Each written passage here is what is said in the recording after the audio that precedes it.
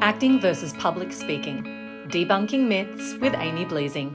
Let's talk about comparing acting to public speaking. So recently I saw a video on LinkedIn from someone who is a prominent speaking trainer talking about how acting and public speaking are not the same thing.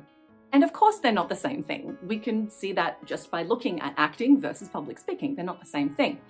But the problem with using this comparison is that it's a little bit ill-informed. So this particular speaker made the comment that there were a million reasons why public speaking and acting are not the same thing, and then proceeded to offer two different reasons. So the first one was audience expectations. So let's unpack this for a second. So if I'm going to see public speaking, if I'm going to see a speaker, it's likely because I'm drawn to a particular thought leader, or I'm drawn to a particular format, like a TED kind of format. Possibly I want to go and learn something. I want to achieve some kind of enlightenment perhaps. But ultimately, I want to enjoy my experience. I want to maybe even have fun going to see a series of speakers or one speaker. And so then if we think about going to see, for example, a piece of theatre or even a film, the predominant reason that I go is to be entertained, right? But what is that about? Well, being entertained is about enjoyment. For some people, it's about, disconnecting from daily life. But the other side of going to theatre or film can also be that we want to view a particular perspective. We want to see a different perspective from our own. We want to see a perspective that supports our own. Maybe we want to learn something and we want to enjoy ourselves. So there's actually a number of crossovers in the reason for an audience to go and see a speaker versus going to see theatre or film. So that particular example is maybe not a great one. Another reason that this particular speaker gave that acting is not like public speaking is memorization. So actors memorize lines so that they can perform in plays or in films. And the argument being made was that as a speaker, if you memorize word for word your speech, you can appear robotic. It can feel like the audience isn't connected to you. The audience can feel like you're not really speaking to them. But here's the problem again with this argument. Actors are trained to learn lines and make them feel authentic. So if you are a speaker and you are memorizing lines, it's not that the process of memorization makes you sound robotic, it's that you haven't actually been taught how to make it sound fluid and authentic.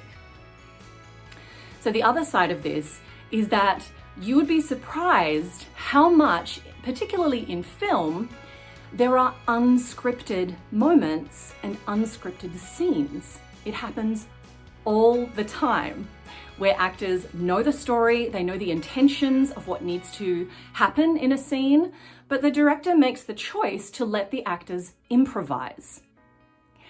The other side of this is that even if you're not memorizing word for word your speech, you still have to learn the sequence. You still have to learn the order in which you're presenting ideas. And that is memorization. So we're kind of debunking here this idea that acting and public speaking have nothing in common. They actually have a lot in common. The problem is when you try to apply acting strategy to public speaking without the guidance of someone who actually knows how to do that, someone like me. And for someone like me, I have an acting background, a directing background. I'm a voice and speech trainer. I'm a movement trainer. So I have actually a wealth of experience in all of these areas, and I've been training actors and I've been training speakers for a really long time. So I caution you against advice that is telling you to disregard actor pedagogy, acting technique in your quest to become a better speaker, because there's so much more available to you that already exists in actor training that's actually going to get you to a more authentic presentation than just kind of tacking on public speaking techniques, which can actually more often than not lead to inauthenticity. When you engage with an actor trainer, either someone who is teaching you specifically acting pedagogy or someone who is an actor with a voice and speech background or is a public speaking trainer with an acting background, you're actually going to learn how to do all of those things, like learn how to memorize your speech or your topics. You're going to learn how to take up space on the stage. You're going to learn how to engage actual presence on stage. And you're going to do that with someone who has been trained and who has done it themselves and who knows how to get you to a place where you can feel authentically you, even when you're working with content that you have essentially memorized, whether it's word for word or whether it's just by topic. So there's my little debunking, myth-busting video for today.